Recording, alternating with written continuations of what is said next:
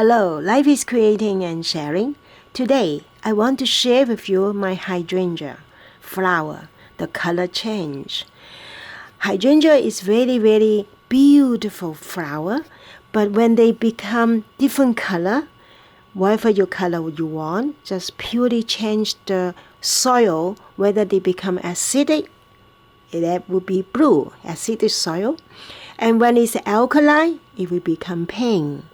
So how I change the pink into blue, just make the soil more acidic by adding the leftover coffee or the lemon peel, which is also acidic.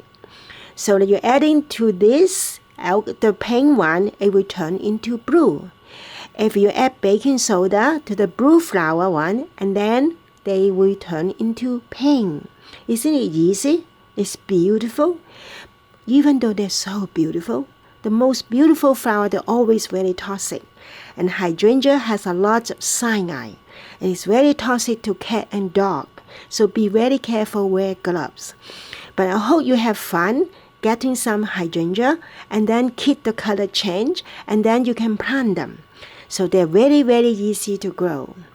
So life is creating and sharing, and I hope you enjoy growing your hydrangea very nicely at home. So life is creating and sharing. Hope you enjoy. Bye-bye.